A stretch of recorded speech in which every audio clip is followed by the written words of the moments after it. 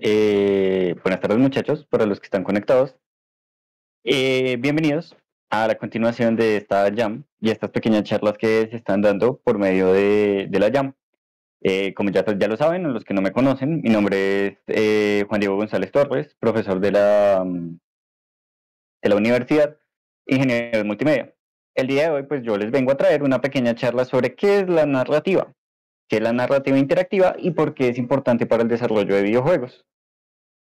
Entonces, Rita, ¿me confirmas que se ve, por favor?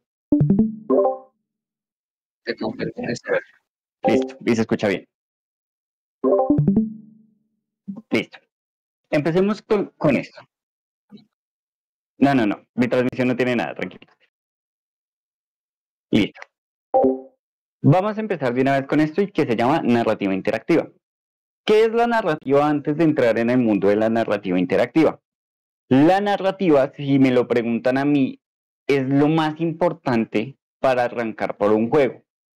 ¿Por qué? Porque la narrativa es ese inicio y fin que ustedes van a plantear para que el jugador tenga una meta durante el juego.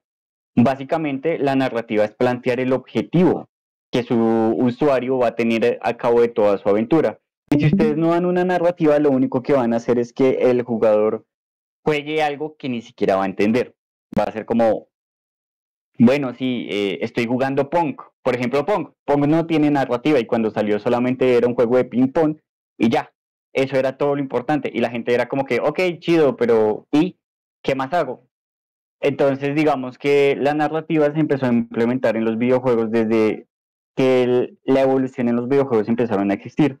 Si no, miren Galaga, que fue un juego de arcades antiguos, su narrativa era básicamente que tuvieras una nave espacial que tenía que proteger el mundo de la invasión alienígena que eran insectos.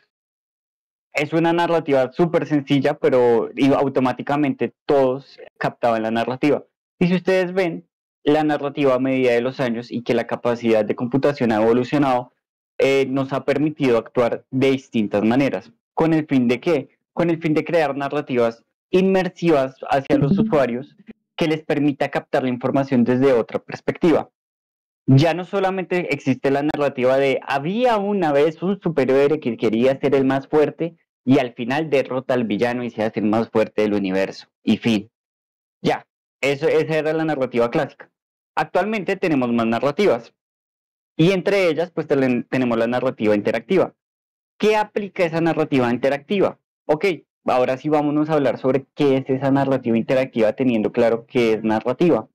Pues bien, la narrativa interactiva es aquella que permite al jugador a que el jugador pueda tomar decisiones en ciertos momentos del gameplay, que cambie el transcurso de la historia, que incluso pueda alterar el resultado final. ¿Eso qué quiere decir? Que ustedes como desarrolladores, o en este caso el diseñador de narrativa, le va a dar un objetivo al jugador, pero no tiene que ser estrictamente ese objetivo. Entiéndase como que, por ejemplo, en Grand Theft Auto nosotros tenemos 3 historias al mismo tiempo. Eso de por sí ya lo hace una narrativa interactiva, porque uno puede seguir la historia de cada uno de los personajes. Pero ¿qué pasa?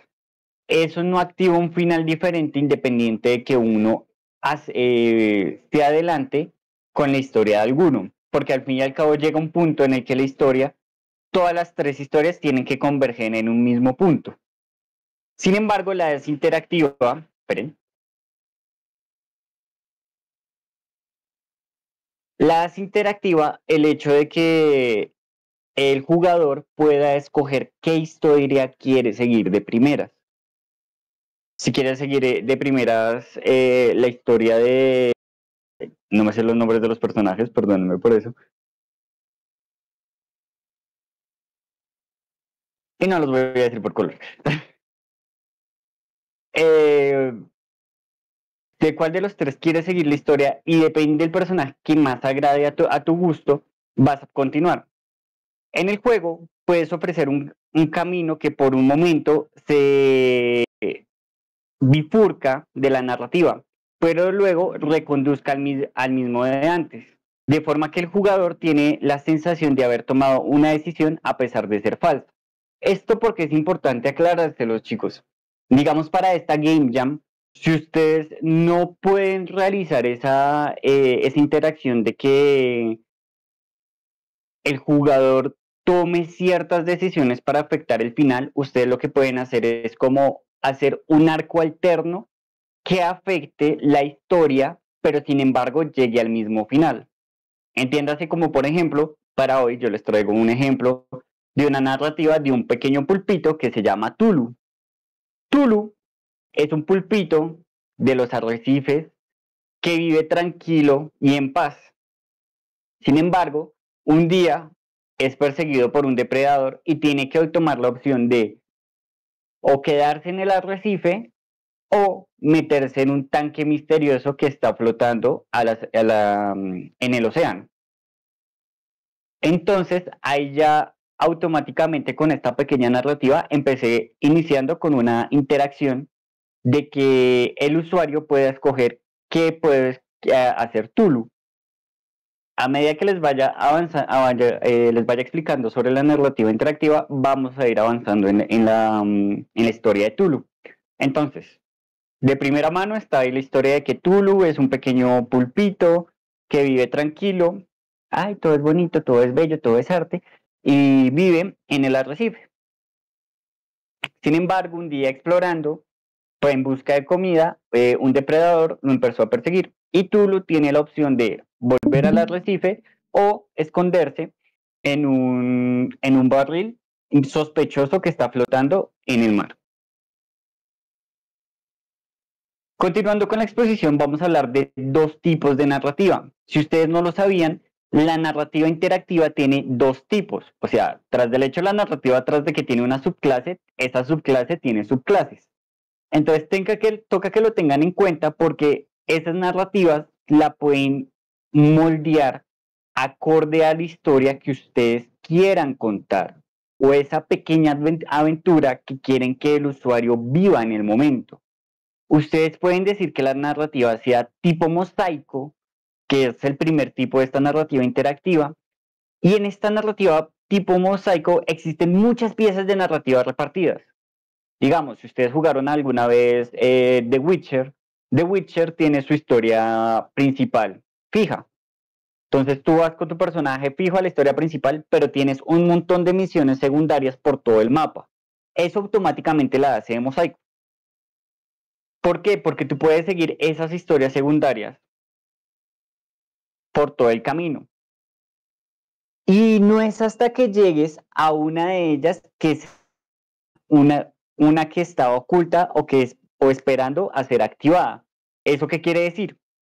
En The Witcher todos vamos tranquilitos, vamos haciendo misiones, y nos vamos, no, que apareció una misión secundaria, listo, nos vamos por la misión secundaria, y apareció otra, y esa segunda misión secundaria que hicimos desbloqueó una tercera misión secundaria, ok, listo, me voy por la tercera misión secundaria, pero entonces las misiones secundarias tienen una narrativa que van tejidas entre ellas, entonces son una historia adicional que va aparte de la historia inicial y que el jugador tiene la opción de decir, me voy por esta historia secundaria que me cuenta un poco más, que me cuenta un poco más de la narrativa que hay sobre el juego y me cuenta un poco más del lore, o sigo la historia principal y no me entero de nada. Automáticamente ustedes al jugador ya le están dando una opción y no necesariamente ustedes están cambiando la historia principal, ustedes les están dando la opción de seguir la historia principal o aprender más del lore. Y por último, por segundo, perdón, tenemos la narrativa de tipo fuelle. Estas narrativas de tipo fuelle son todas las ramificaciones que tiene la historia, pero vuelven a un punto inicial. Volvemos a GTA. GTA tiene una historia principal, pero esa historia principal tiene 3 ramas. Cada rama es de un personaje y cada personaje tiene una historia. Pero lo que les digo, esas 3 historias en un punto convergen las 3 en la misma historia principal. Entonces, si ustedes escogen esta narrativa fuelle, lo que van a hacer es que el personaje o la historia de sus personajes, normalmente esta se aplica cuando hay varios personajes en un mismo juego, aventura, crezcan como personaje y al final se unan en una sola acción, en una sola historia principal, que es el detonante de esa importancia. Un ejemplo muy conocido, digamos, es el de Halo 2. Halo 2 nos habla mucho sobre la historia de Master Chief, de John, siguiendo las aventuras de John 117, pero también las aventuras de el Inquisidor, el Gran Inquisidor, el Elite que es denigrado y tiene su propia aventura. Entonces nosotros automáticamente tenemos dos ramas que no están entrelazadas entre sí porque solamente van en el mismo universo, pero al final del juego, ¡pum!, convergen en la misma historia porque John y el Inquisidor terminan uniendo fuerzas para derrotar al Covenant no, sino al Flood.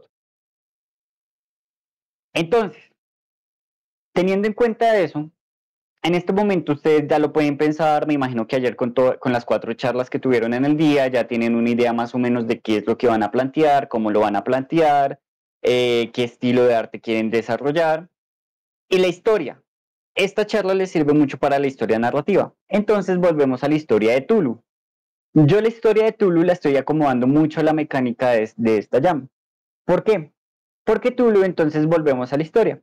Tulu tiene la opción de irse al arrecife o tiene la opción de irse al tanque flotando.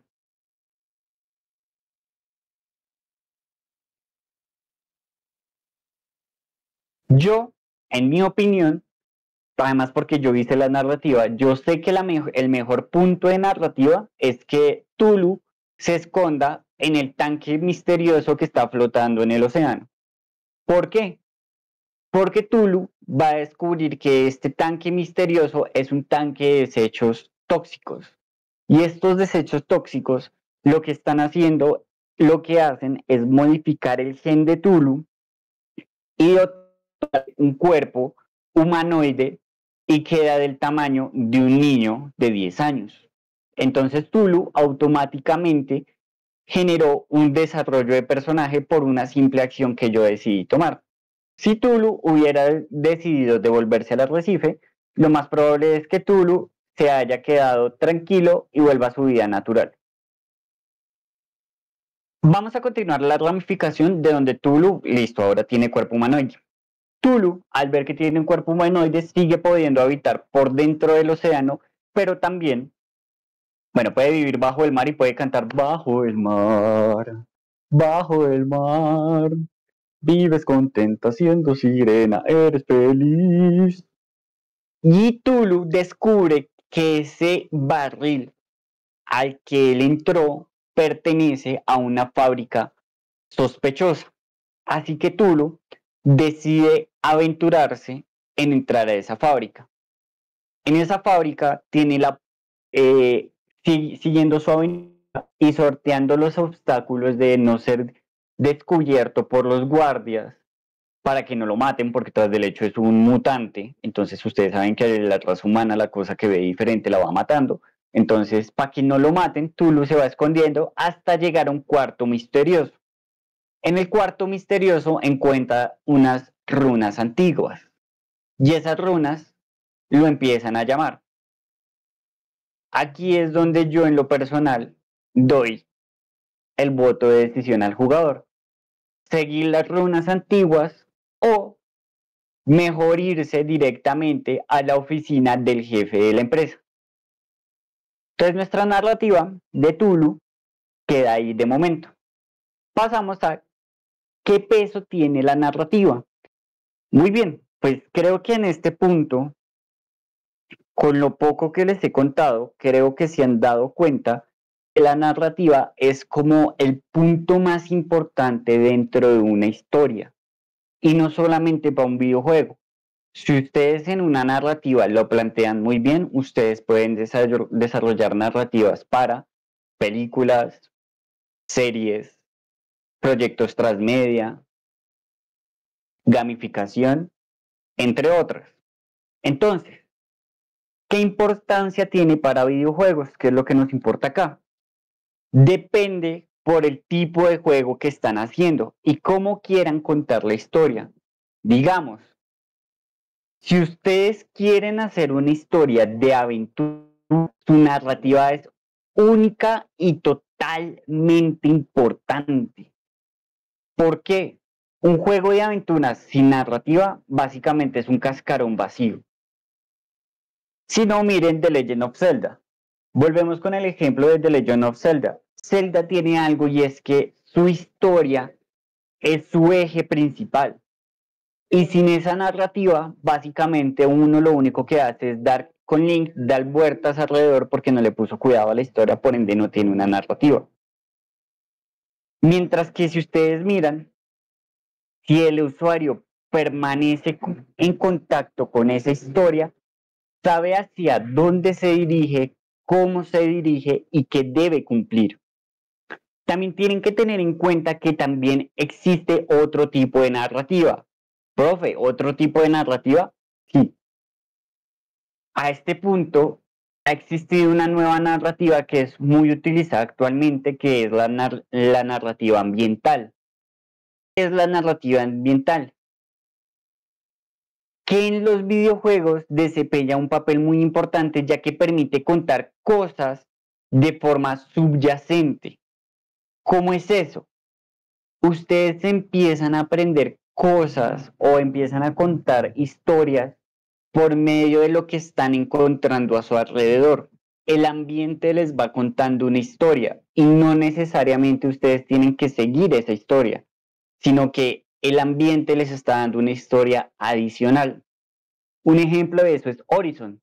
Si ustedes han jugado Horizon, tenemos la historia principal de que listo, somos una desterrada y al volver al clan, el clan nos acepta y continuamos nuestra historia, pero a medida que vamos avanzando en la historia, el ambiente nos está contando que es un lugar posapocalíptico, que la humanidad perdió el control, que fueron dominados por las máquinas y que tuvieron que hacer un sacrificio.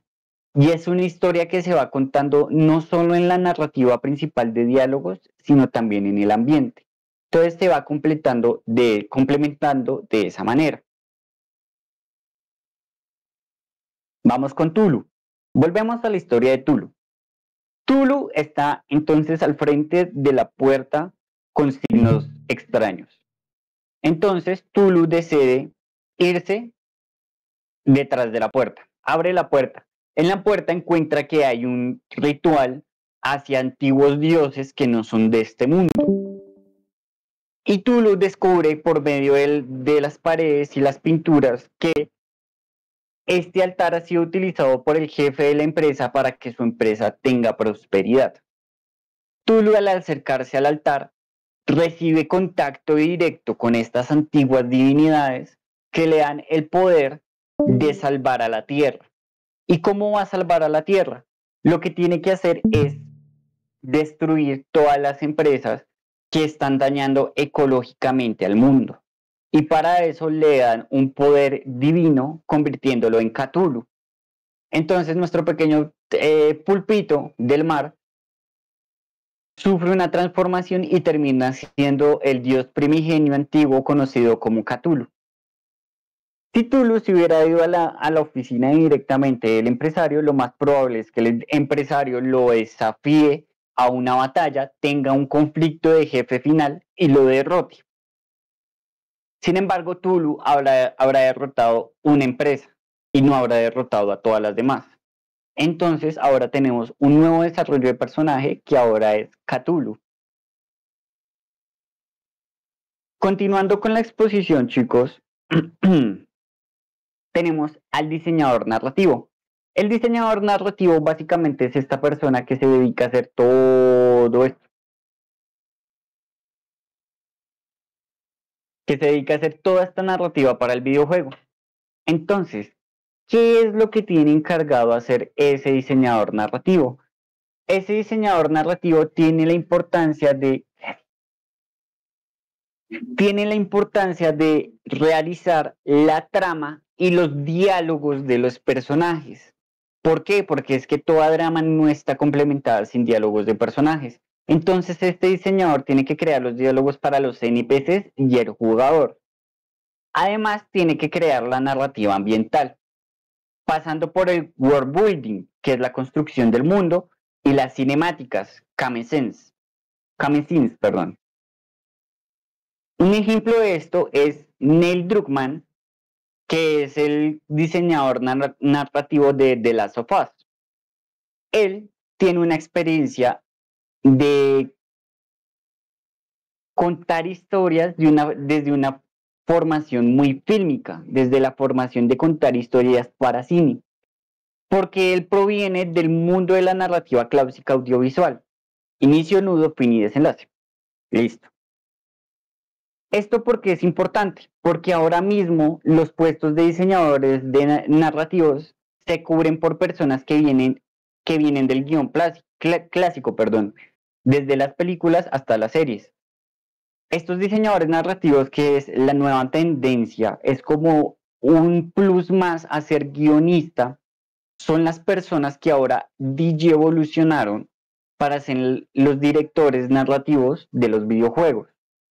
Entonces, es importante que si ustedes se quieren dedicar a este ámbito, tengan que tener en cuenta que deben leer, deben saber escribir muy bien y deben tener un portafolio de historias muy, muy, muy, muy, muy, muy, muy brutal. Además de tener una creatividad muy grande. Porque digamos, ¿de qué les sirve decir como que no, es que yo quiero crear historias, pero no tengo la capacidad de crear historias propias? Normalmente eso no se ve tanto. Lo que más impacta es cuando una historia es original y uno es el mismo autor. Si volvemos a la historia de nuestro pequeño Cthulhu, no sé si ustedes se dieron cuenta que a Cthulhu yo cambié la historia original de Lovecraft. Lovecraft nos dice que Cthulhu es un ser primigenio antiguo que viene del espacio y llegó a la Tierra. Sin embargo, Cthulhu quedó dormido en las profundidades del océano y despertará de las fosas de Rilliam con el fin de destruir a la humanidad. ¿Yo me basé en esa historia? Sí, me basé en esa historia para crear la historia de Tulu, pero la modifiqué a mi imagen y semejanza. Yo dije que Tulu no es un ser de otro mundo, sino es un pulpo nativo de acá de la Tierra.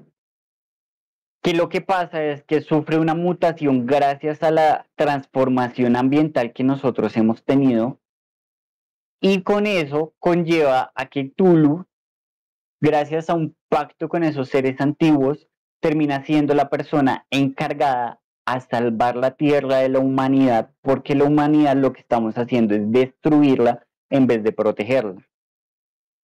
Es una historia basada en el relato original, pero totalmente diferente. Yo puse a Cthulhu como el bueno de la historia, no como el malo. Entonces, se me pasó largo. ¿Qué ejemplos pueden tener a cuenta ustedes para crear esa narrativa en específico, interactiva, que ustedes digan como que, quiero que mi narrativa interactiva no se sienta como Dora la Exploradora, en donde mi personaje le pregunta al usuario qué debo hacer, sino que más bien va teniendo esa fluidez de desarrollo de personaje? Entonces tenemos como primeros ejemplos el Detroit Become Human, en donde nosotros somos unos policías, agentes oficiales, y un nuevo androide llega a la facción y el androide tiene que investigar con el detective, pero a medida que uno va haciendo decisiones con el androide,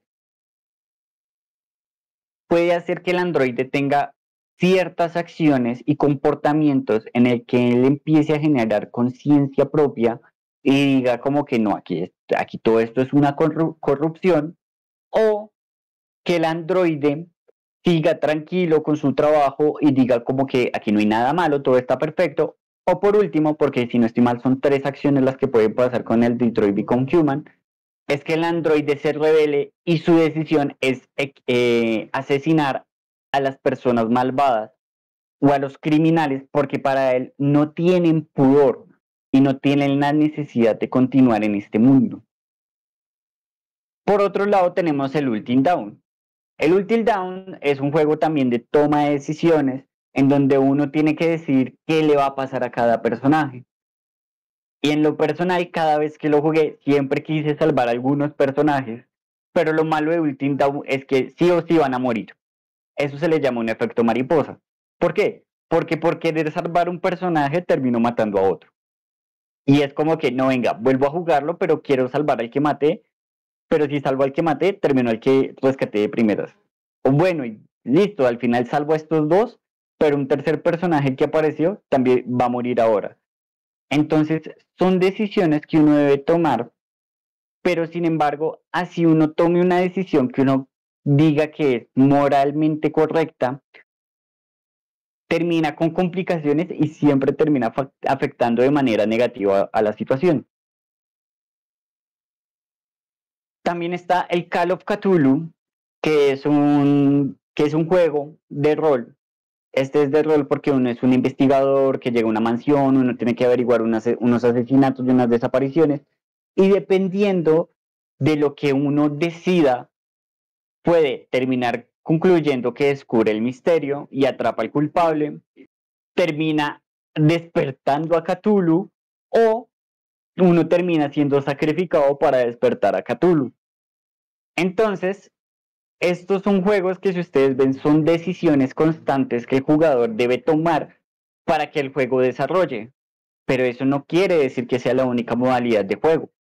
Si ustedes quieren hacer una modalidad de juego inmersiva, vámonos por un juego más reciente que fue muy popular y que la gente dice como que, ay no, pero solo a los frikis les gusta ese juego. Y es el Five Nights at Freddy's Into the Pit. Y ustedes me van a decir, profe, pero ¿por qué Into the Pit es un juego con narrativa interactiva? Se los voy a poner fácil. El juego tiene, si no estoy mal, 4 finales alternativos.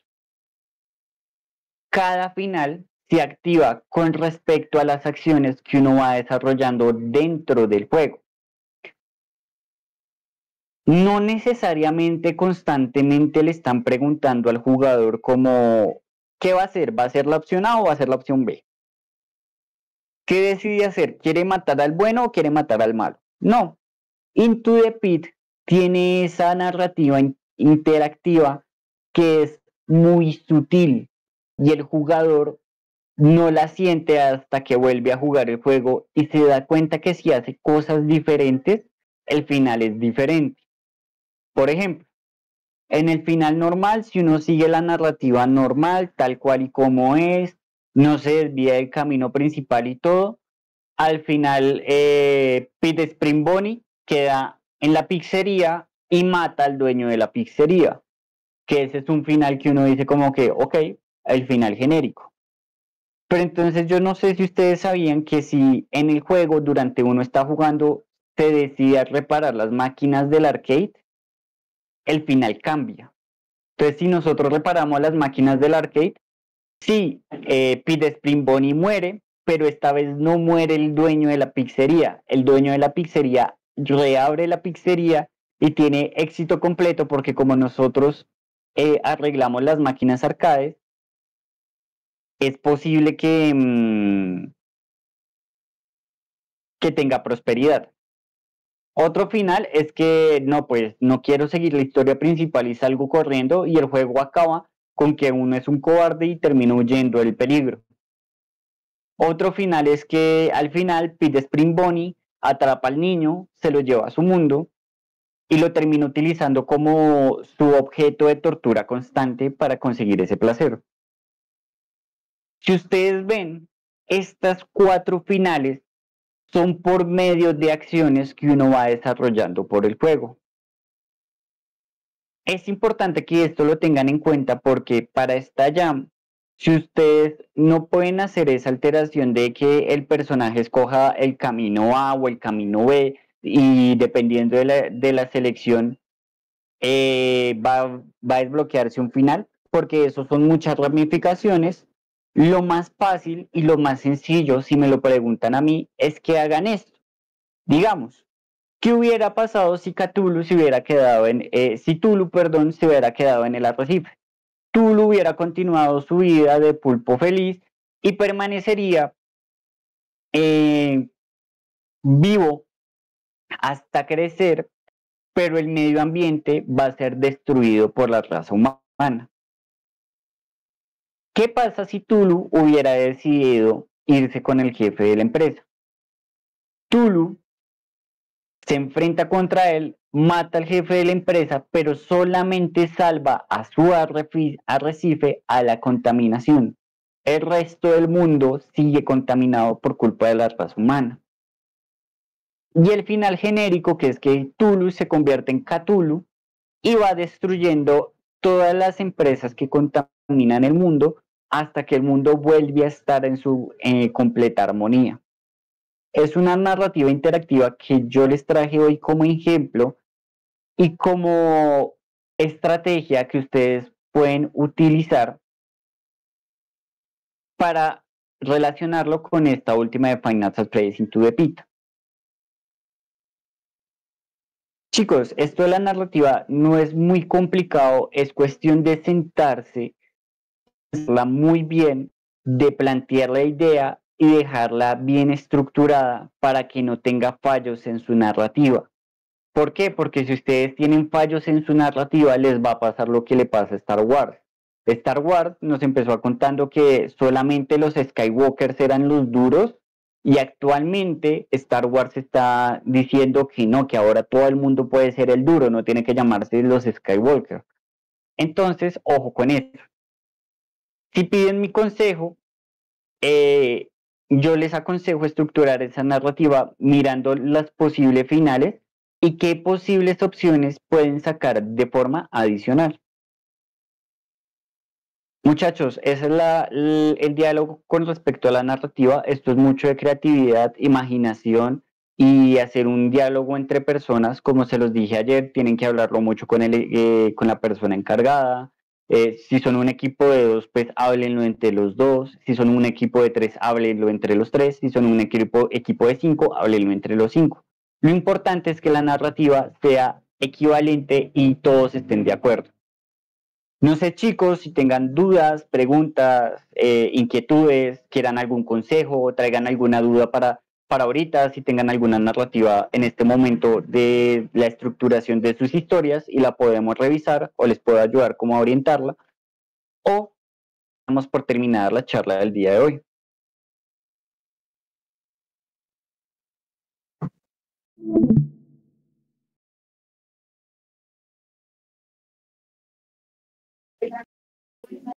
No, hombre, soy una cosa, pero bárbara. Nadie tiene preguntas. Parece que no. Pues nada, chicos, lo que les decía sobre toda esta parte de la narrativa es que se sienten a plantearla muy bien, que la abren entre ustedes y que la trabajen en equipo, que sea una narrativa que les guste a todos y que no quede muy al aire. Porque ¿qué pasa si hacen una narrativa de estilo, había una vez un sapito y el sapito de repente pegó un brinco y se murió? El usuario va a quedar como, no mames, ¿en serio se murió solo por dar un puto brinco? Entonces, ojo con eso, chicos. No siendo más, muchas gracias. Se les quiere.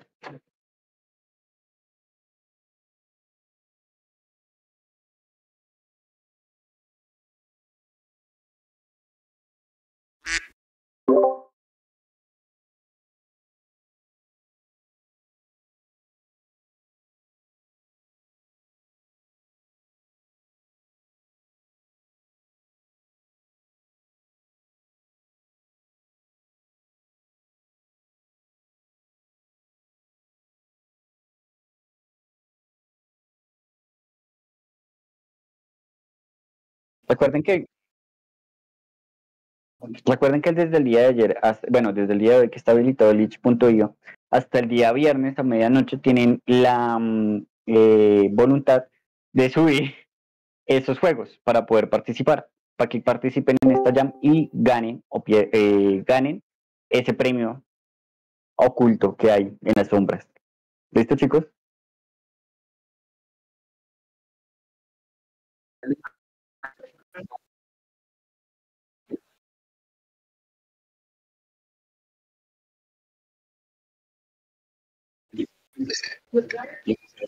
Listo, chicos. Se les